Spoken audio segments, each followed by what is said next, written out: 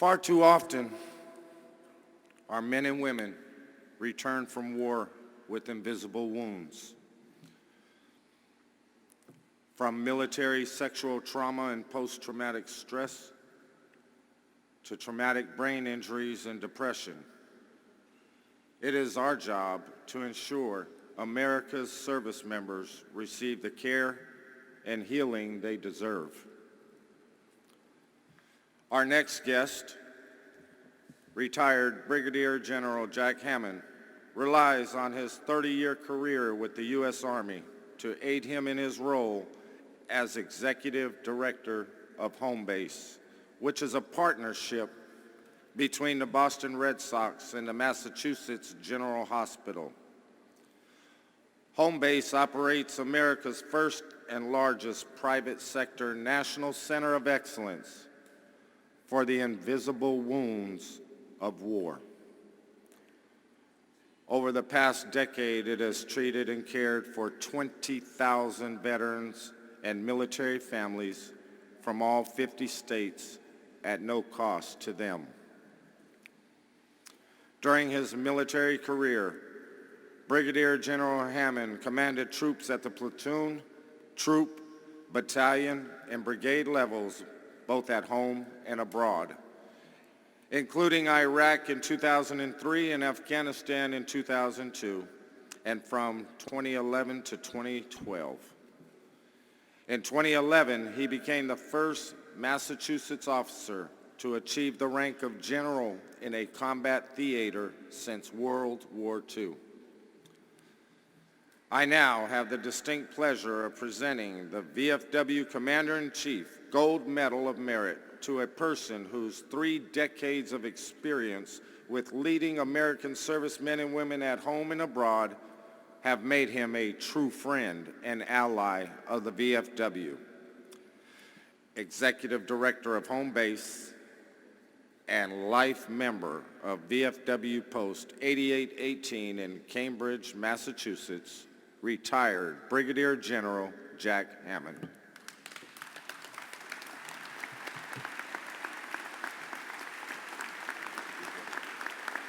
Commander-in-Chief Gold Medal of Merit and citation awarded to Brigadier General Jack Hammond, U.S. Army retired. In special recognition and sincere appreciation of his faithful and honorable service to our nation and his unwavering commitment to ensuring the home base program provides compassionate care and support to all those who have bravely worn our nation's uniforms as they fight the invisible wounds of war. His personal experience and understanding of military culture provides him the unique and invaluable insight into the specific needs of veterans and their families, and his dedication to ensuring America's brave heroes receive the care they deserve has earned him the deepest respect and admiration of the veterans of foreign wars of the United States. In witness whereof we have hereunto set our hands and the official seal of the Veterans of Foreign Wars of the United States, this 23rd day of July, 2019, signed by B.J. Lawrence, Commander-in-Chief, and Kevin Jones, Adjutant General.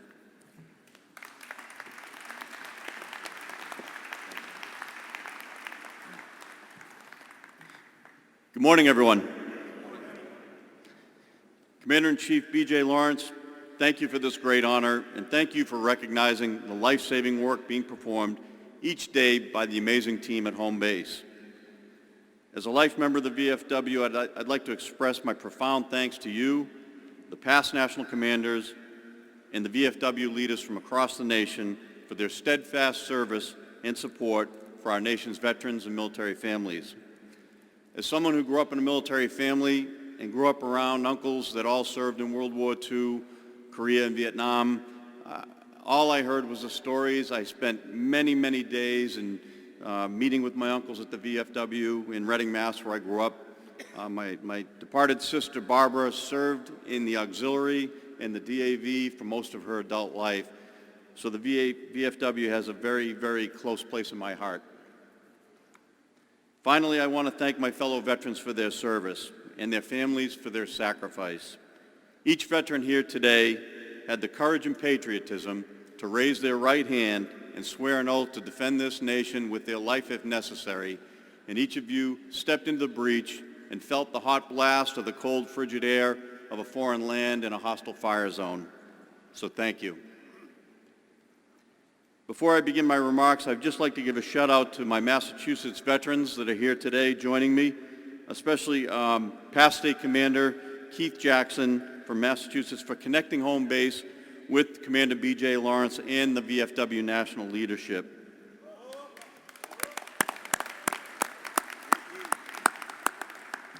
Together with our new State Commander, Jeff Najarian, we're working closely with our home base team to connect veterans in need to the care they need and the support they need as they continue on with their life's transition.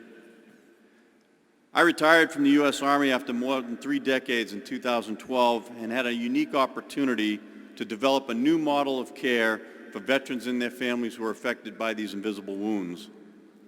When I first deployed to Afghanistan and Iraq in 2002 and 3, I had no real understanding of these injuries. If you walked away from an ambush or an IED blast, you basically high-fived your friends, and if you had any lingering problems, you just sucked it up and moved on. But as these deployments continued and our nation continued fighting these wars, we began to understand the impact of these injuries much better. We started to see a rise in the number of veteran suicide and suicides involving active service members. My wife spotted my challenges long before I did, and I was voluntold to get some help. She's a lot smarter than I am. She's also a nurse and a veteran.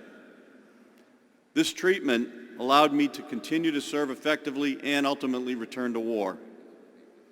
As most of you know, and the Secretary spoke about this earlier today, we face an epidemic in veteran suicide.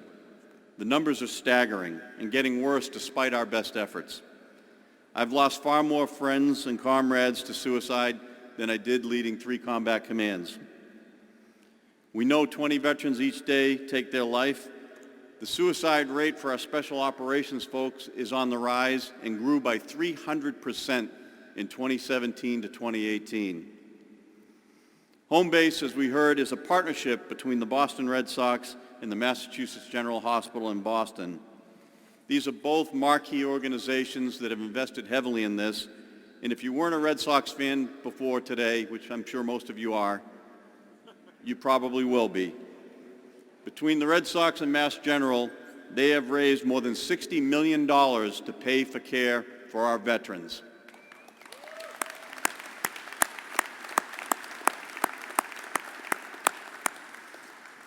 Their efforts clearly demonstrate a commitment of a grateful nation to support our warriors. As mentioned before, home base has provided care and support to more than 20,000 military veterans, actively serving members of the military, and military family members. To improve our nation's impact, though, we realized you can't do this alone, and we've built some strategic partnerships to include the VFW. Our friends at Fisher House, many of you know them, Ken Fisher, the Wounded Warrior Project, and of course, we have partnered with the VA. Through a unique program we developed several years ago, we have built a program that enables us to compress roughly 18 months of therapy into 14 days. Through this program, we can fly veterans in from anywhere in the United States and frankly anywhere in the world, and I can tell you the furthest service member we've flown in is from Okinawa, Japan. All of this care is provided at no cost by some of the best clinicians in the world. Mass General Hospital has been able to draw from its faculty at Harvard Medical School some of the best clinicians and put them to work at home base. The key to success, I think, really is the fact that we build teams as they go through this care, and we have a 95% completion rate. If you don't complete a medical course of treatment, you're never going to get better. The challenge we have moving forward, though, is this epidemic continues to grow, and I, for one, am pretty sick of citing the number of 20 a day without taking some type of positive action.